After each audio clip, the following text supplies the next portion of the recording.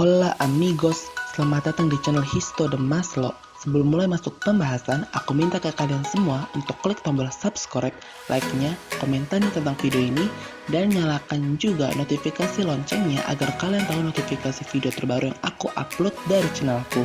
Pastinya share juga agar video ini bermanfaat untuk yang lainnya. Terima kasih amigos, selamat menonton. Oke, kita mulai masuk ke pembahasan videonya. Vamos, mulai. Perang-perang di bulan Ramadan. 1. Perang Badar. Perang Badar Al-Kubro terjadi pada bulan Ramadan tahun kedua sesudah hijrah. Umat Islam berhasil memenangkan perang ini. Dalam sejarah inilah kemenangan agung pertama pejuang-pejuang Islam menentang kemusyrikan dan kebatilan.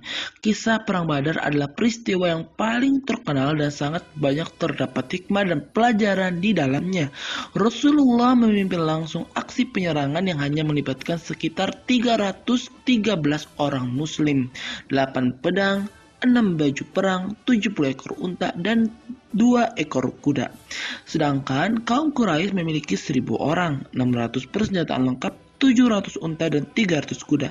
Namun semangat jihad yang membara di bulan Ramadan membuat pasukan Islam berhasil menewaskan 3 pimpinan perang dari kaum Quraisy, yakni Utbah, Syaibah, dan Walid bin Utbah. Seputar info dari Maslow nih amigos, pada perang Badar 5.000 malaikat membantu umat Islam untuk meraih kemenangan atas kaum Quraisy yang lebih siap dalam hal persenjataan, unta, dan kuda perang.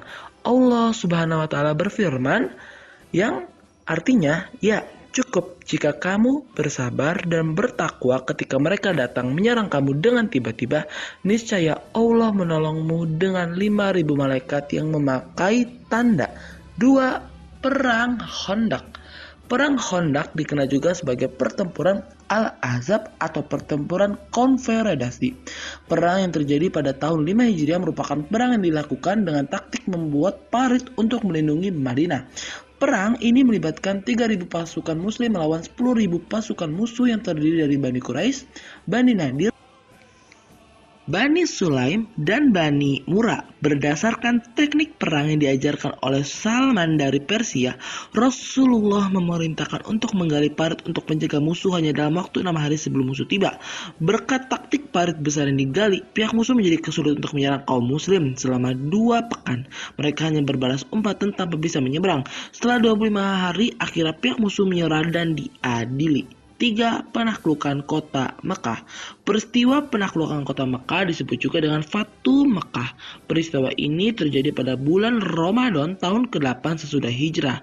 Dengan peristiwa ini Allah menyelamatkan kota Mekah yang awalnya penuh dengan kesyirikan dan kezaliman dengan menjadikan kota bernafaskan Islam dengan ruh tauhid dan sunnah. Kota Mekah ini pun menjadi kota dengan lambang keimanan dan kepasrahan kepada Allah Ta'ala. Fatu Mekah didasarkan pada dilanggarnya perjanjian Hudaybiyah. Nabi lantas memerintahkan para sahabat untuk menyiapkan senjata dan menyerang Mekah. Sebanyak puluhan ribu pasukan ikut bersama Rasulullah. Sebelum sampai ke Mekah, berbondong-bondong kerabat Nabi menyatakan taubat. Nabi pun menerima taubat mereka, termasuk Abbas, paman beliau bersama keluarganya.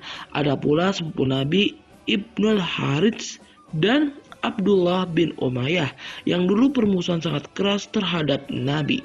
Rasulullah membagi 2 pasukannya untuk memasuki kota Mekah.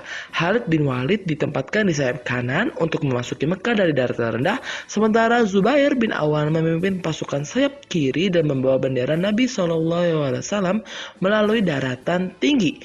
Lalu Nabi Muhammad mengitari Ka'bah dan bertakbir di setiap sudutnya.